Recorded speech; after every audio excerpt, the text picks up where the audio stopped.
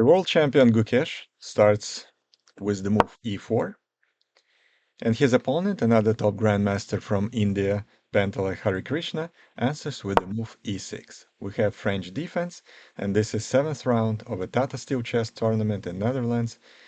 And we start with this masterpiece by the world champion Gukesh playing against Hari Krishna. So e4, e6, French defense, d4, d5.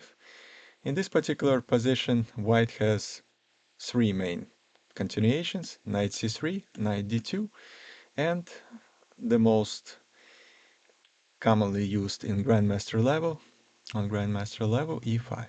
And that's what Gukesh plays. c5, c3, all theory. Knight develops on c6, putting more pressure on the pawn on d4.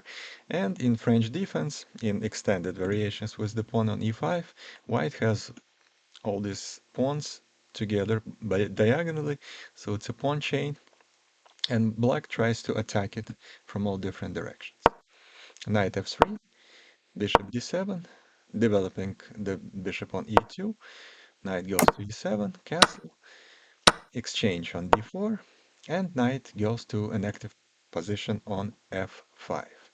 Again, putting some pressure on the pawn on d4. Right now it's protected by two pieces, but black also wants to include the queen into attack on b6, and white plays knight c3, developing, move a6, not allowing white pieces to go to b5 in some variations. King h1, a good prophylactical move, and we'll see why it's important, actually not in only in this game, but in some other games in this round. Rook goes to c8, to the open file. Rook b1. That move is done in order to protect the pawn on b2 after black plays b6, queen b6, so the bishop from c1 can go forward, can develop, and the pawn on b2 would be protected by the rook. So rook b2, queen goes to b6 as expected, and now actually black has three attackers on the pawn on d4, two knights and a queen, and white only have two defenses. So the pawn is under attack, but Gukesh doesn't care about that and plays g4. That's a very interesting move. After g4, the knight is under attack, but again, the pawn on d4 is loose. And here in this position, black actually could take the pawn with the knight on c6. Now let's take a look what if black takes the pawn with the knight on f5. That actually would have been a mistake, because after knight takes d4, bishop goes to e3, and the knight is pinned. And here pay attention to the king on h1. You remember that Gukesh moved it to h1 from g1. Now if the king was on g1 in this position, then the knight would jump to f3, take the knight on f3 with the check. That would be very important, with the check. And then move the queen away. Or go, let's say, bishop c5. No, bishop c5 is not possible, what I'm talking about. But the queen just move away after, let's say, this variation. Or even d4 would be stronger, forking two pieces for white. And but in this particular position, as the king is on h1, knight f3 is not possible because it's not a check, and the white will just take the queen on b6. So therefore, the move knight takes d4 wouldn't be the best move in this position. It actually would be a losing move after bishop e3. Now, what black could do is take the pawn with the other knight. And now, interesting variation, if bishop e3 in this position, then it doesn't work because there is another knight on f5, and they can just take the bishop on e3, and after f takes e3, knight takes, let's say, e2, queen take it e2, and then in this particular position, black is considerably better. They have two bishops, and these pawns are doubled and very weak. So let's go back. Black decided not to calculate all these variations and just move back to e7. Every time you move back your pieces, in most cases, that's considered a passive move. And white continue to develop, bishop e3, h5. Very aggressive move on the king side. What's interesting here that black king is in the middle of the board. Anytime the king is in the middle of the board, when queens are still on the board, when all the pieces are on the board, as a matter of fact, this is dangerous for the player who leaves the king in the middle. And despite that, despite the fact that the king is in the middle and cannot really castle anymore because you cannot castle long side because the rook already moved, and cannot castle short side, actually you can by the rules, but you don't want to do it because white has an open file on G, and the black king would be under a severe pressure from white pieces. So h5, interesting move because, again, very aggressive, starting attack on the king side with your king in the middle. And white goes g5, and that's reasonable. You could take on h5, but then you open the file for the rook. You don't want to do that. So g5 is logical. And in this particular position, the most natural move for black would have been g6. That's the best move in this position. To block. To block everything. When your king is in the middle, you want to block the middle. You want to block all the entrances to your king. So g6 would be the logical move, and then knight will go to f5. Instead, black went knight f5. Immediately, that's a mistake, because white immediately go g6. That's a great move in this position, because if you take on g6, this pawn becomes very weak, the open file for the rook, and eventually this pawn will be lost, and also the king would be even less safe. So black goes f6. After exchanging of the pawns, white attacks the knight on f5. Actually, it's not attacking the knight on f5, it's more of attacking the pawn on d5, because you threaten to take the knight on f5, he takes f5, and then the pawn on d5 would be loose. So therefore, knight goes to e7, protecting the knight. White moves the rook on an open file on g1, and also protecting the pawn on g6 that was attacked by this knight from e7. Bishop g7 developing, knight a4. That's very important to understand in all type of positions, especially in grandmaster levels, on high level players. They play on all sides of the board. So the whole game was on the king side of the board for the previous maybe 5-6 moves. But you never forget the other side of the board. So on the queen side of the board, knight a4, attacking the queen.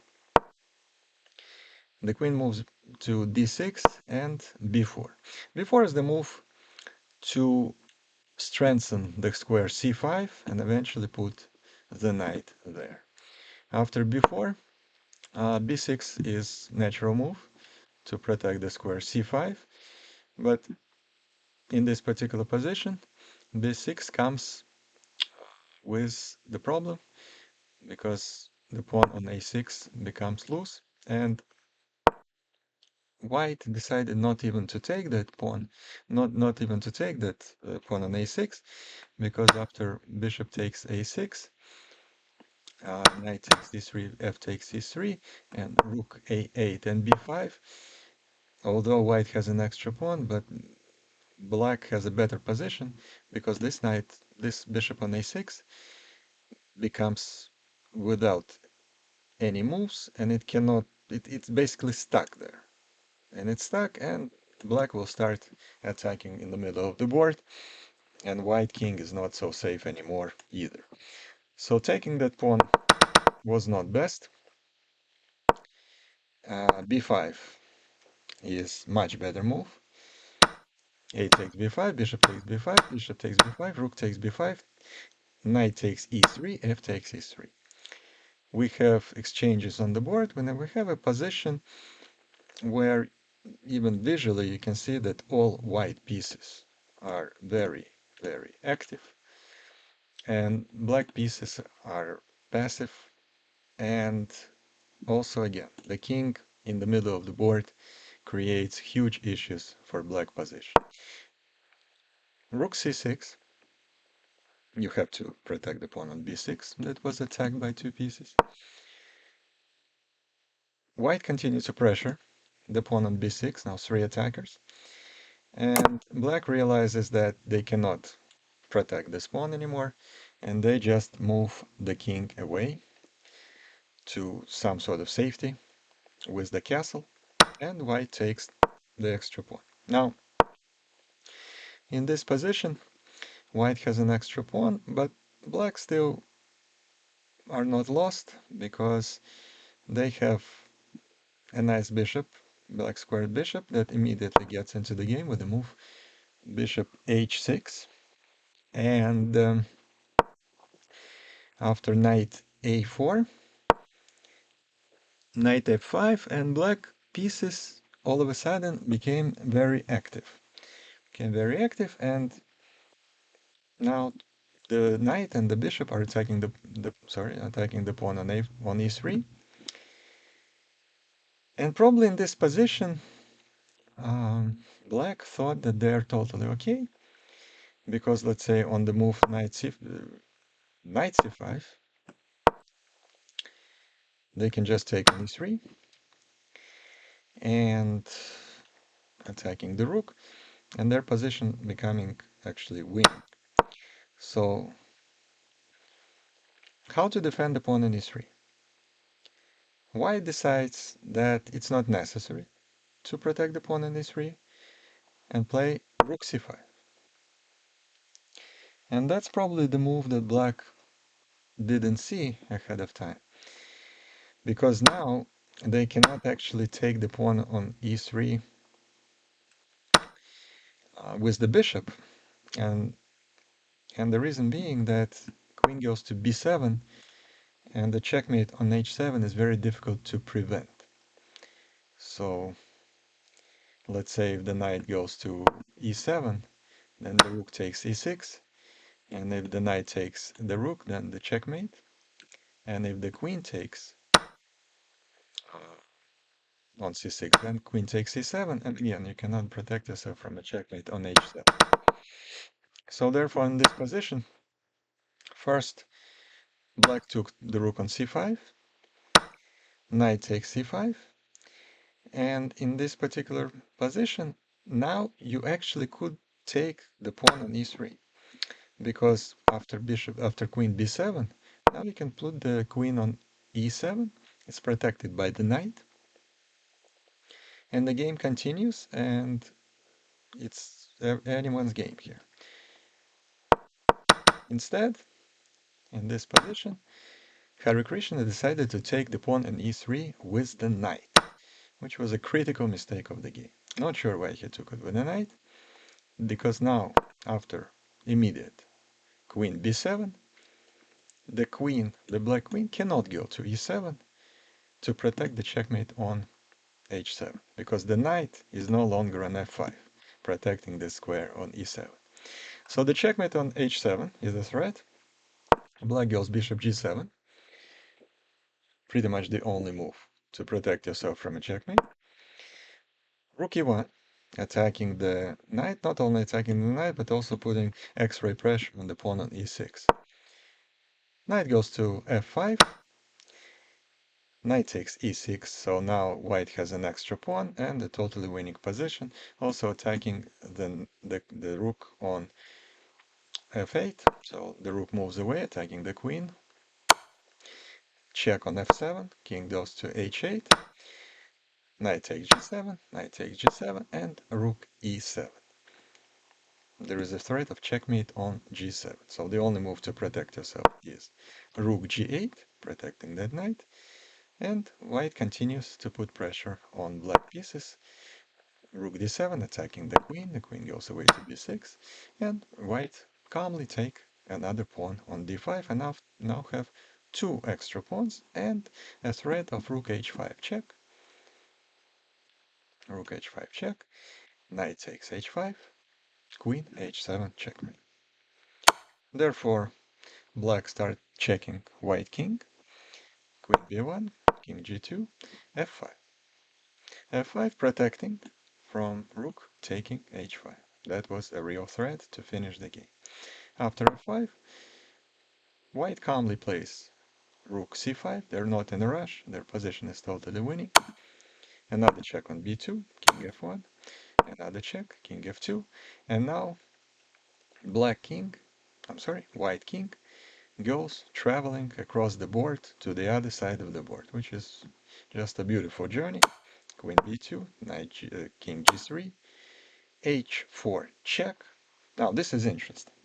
h4 check is a very nice tactical move because after, let's say, if white took the bait and took the pawn on h4, they would lose the game after queen f2 check, king g5, queen e3 check, king f6, and knight e8. Nice move. Knight e8. Knight goes back to check the king, and basically white has to sacrifice the queen because the only other move is to take the pawn, and here knight d6, a fork, and winning the queen. So therefore, in this position, after h4, you cannot take the pawn with the king, and the king goes to f4. Another check from b8, and now rook e5, queen d6, king g5. Gukesh continues his plan with the king going inside black territory. And that's with the queens and rooks on the board. Great plan. Queen f8, even visually, black's position does not look good. Besides the point that they're without two pawns. Rook e7, h3, and here king goes to h6, and black resigned because they really have no moves in this position. Knight from g7 cannot move because there would be a checkmate on h7. White has two extra pawns and total domination of the position. So an absolutely great win by Gukesh, who now has 5 points out of 7. Next game we're going to take a look is another masterpiece between Grandmaster from Netherlands Max Wanderdam and Arjun Erigaisi from India. Now, Erigaisi is second highest rated player in this tournament. He is one of the 4 players in the world with the rating over 2800. But this particular tournament is not going well for him at all.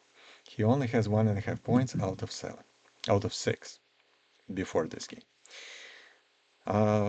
Max Warmerdam starts with e4, c5, Sicilian defense, knight f3, d6, and c3.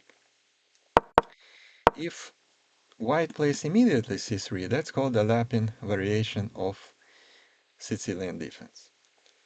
But with knight f3, it's actually a delayed Lapin, so to say. So it's still the same ideas, but with the knight on f3, which actually makes a difference. Knight f6, developing h3.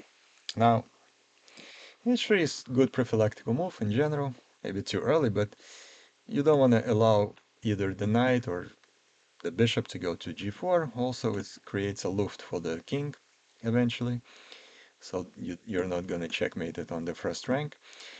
Now it's important to mention that you cannot take the pawn on e4, because after queen a4 check, because of nice geometry, black is going to lose the knight. So therefore, black plays bishop d7, now the pawn on e4 already under attack, and here the move bishop d3. I'll be very honest with you, move bishop d3 maybe 20 years ago would be considered a big mistake for white.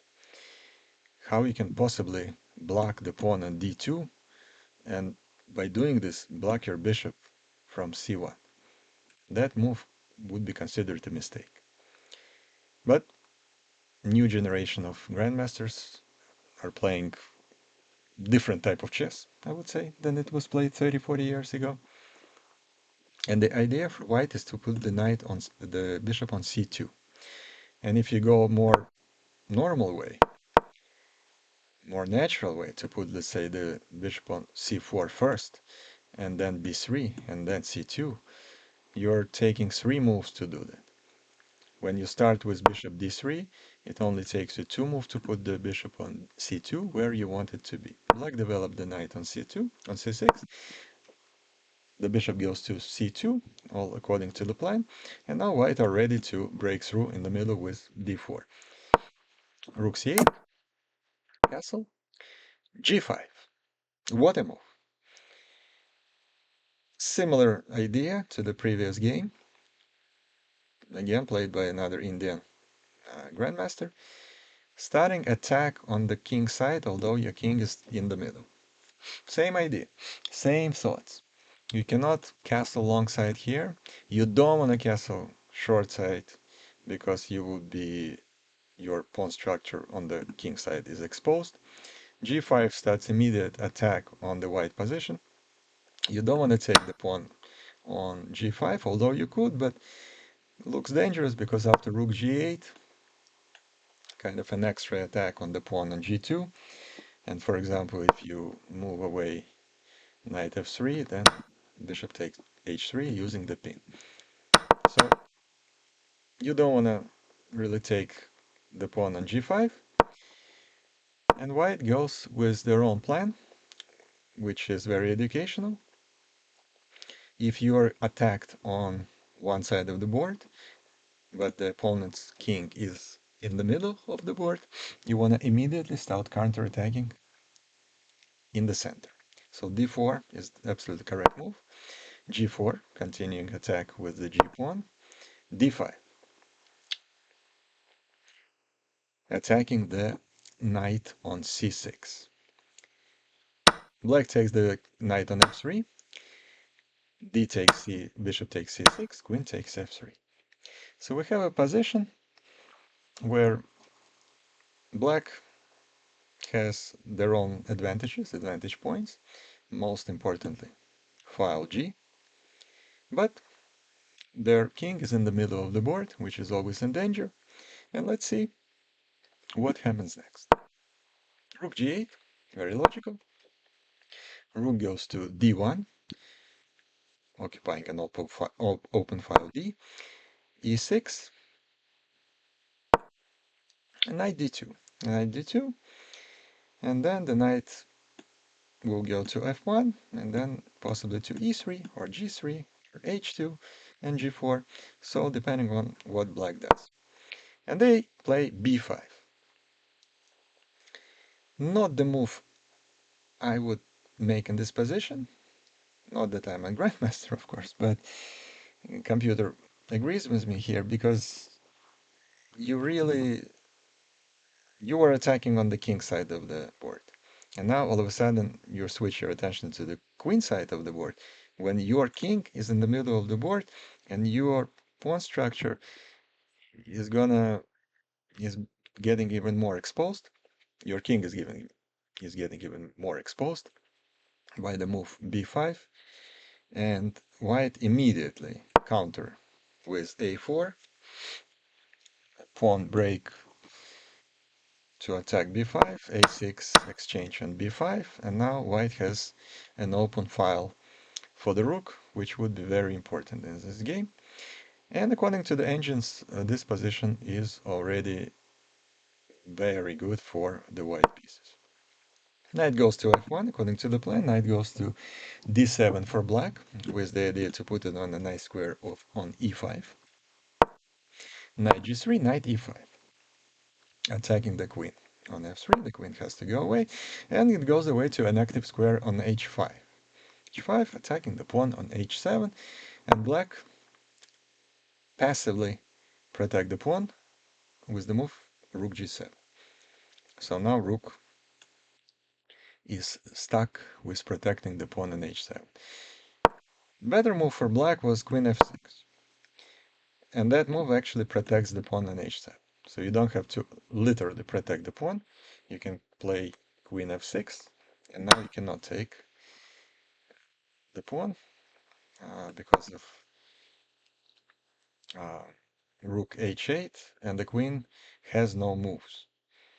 Now, the variation is more complicated because after knight h5, you attack the black queen.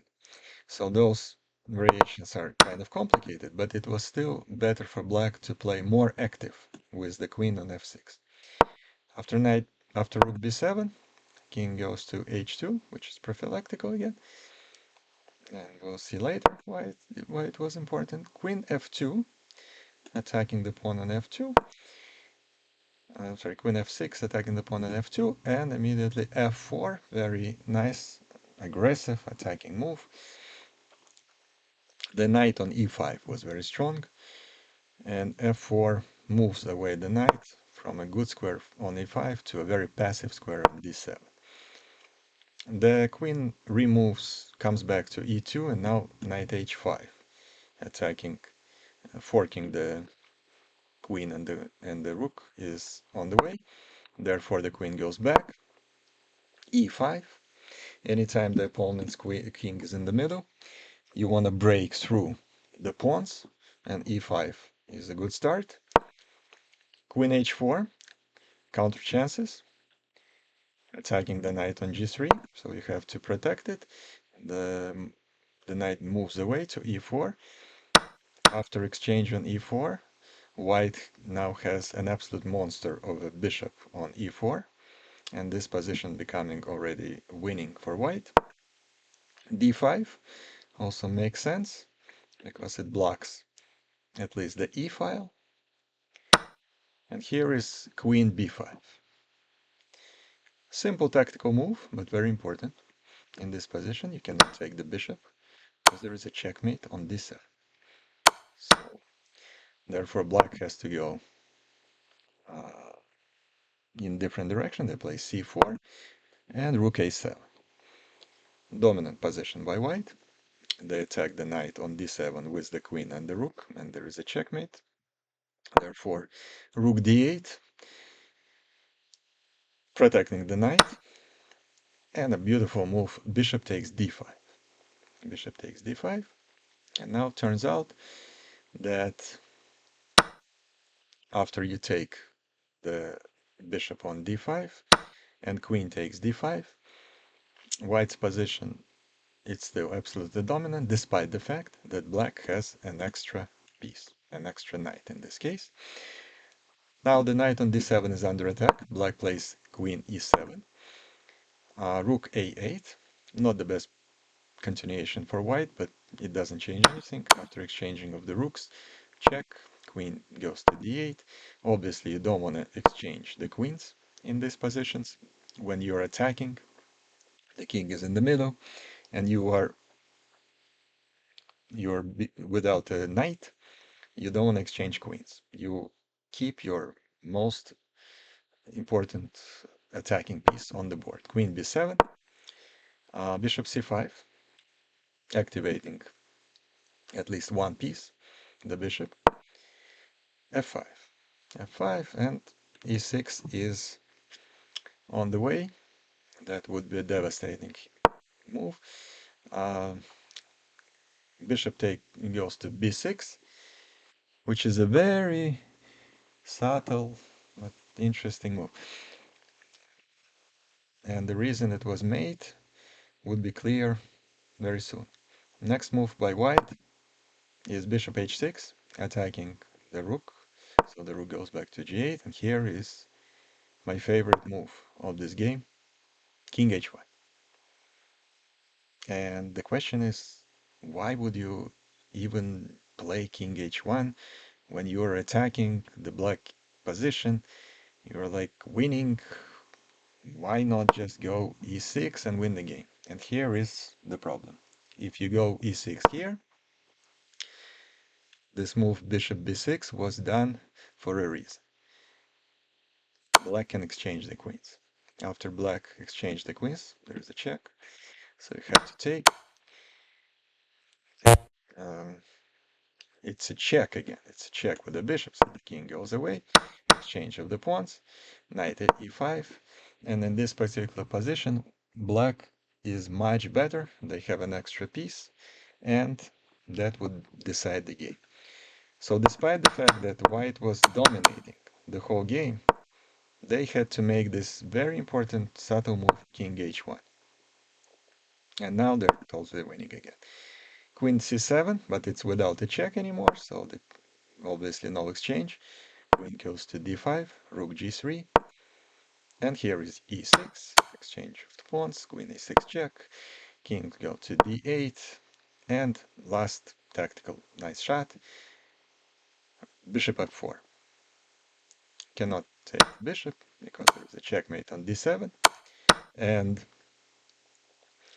if you move away the queen, let's say here, white takes the rook and easily winning this position with an extra exchange and 3 extra pawns and a dominating position with the knight still being pinned to the king. An absolutely great game by Max Warmerdam, and now he has 3 out of 7, and Arigasi continues to struggle in this tournament big time. He only has 1.5 points out of 7, although he was one of the favorites to win this tournament before it started. And the very last game I want to show you, I don't want to show you the whole game, it's just a very interesting opening was played in the game between Jordan Van Foreest from Netherlands and one of the top grandmasters from India, Pragnananda. Well, you can say this about maybe 15 or 20 grandmasters from India these days, that they're one of the top grandmasters in India. The popularity of chess in India is absolutely phenomenal right now. E4, C5, Sicilian defense, knight f3, knight c6, knight c3, knight f6, bishop b5,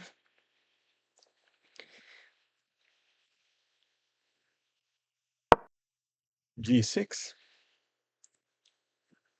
Um, the bishop would be developed to the square of g7, e5 attacking the knight on f6, and it turns out that knight on f6 doesn't have many moves. So it goes to h5. Anytime you move your knight from the middle of the board to the side of the board, normally it's not considered that great.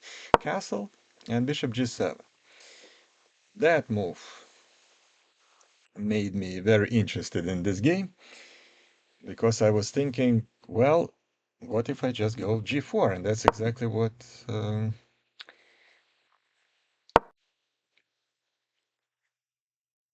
actually not in this position. First rook e1, defending the pawn on e5. Knight goes to d4, d3. And in this position after castle, here my thought process was, what about g4? That's exactly what was played by the Netherlands grandmaster. And the reason I was surprised, because knight on h5 has no moves. Now obviously grandmaster with a rating of 2741 is not gonna blunder a knight on move 17. So in this pretty much opening standard position. So what's the issue? What's the issue? Why g4 is not winning the game right away? And the reason being that there is a move d5. And the move d5 suggests that you cannot take the knight on h5 because after bishop g4 there is a deadly pin on the knight on f3, and you cannot really protect this knight. And let's say after rook e3 to protect the knight, then there is a bishop h6, and white position is gonna getting destroyed here. So therefore after g4 and d5, white has to protect the pawn on g4 first, but the knight is still under attack and he still has no moves. So a6, bishop a4, and knight goes to e6. And here, white already can take the knight on h5, and they did. But then there is b5 attacking the bishop, bishop b3, and c4. And it turns out that the bishop has no moves anymore and get caught. And after h6, bishop h8, exchange of the pawns, exchange of the queens, the bishop on b3 is lost, and therefore Jordan Van Foreys played bishop takes c4 and b takes c4. The rest of the game was not that interesting. It ended in a draw. So let's take a look at the standings after round 7. There are 3 leaders. 2 of them are from India, 5 out of 7, Gukesh Demaraju and Pragnananda Ramesh Babu, and together with them, Nadirbek Abdusadorov from Uzbekistan. The best American player of the last decade, probably, Fabiano Caruana, has 3.5 points out of 7, so he is at 50%. And tomorrow I'll see you here for round 8, and I'm sure there would be a lot more great games to discuss. Until then, thank you for watching.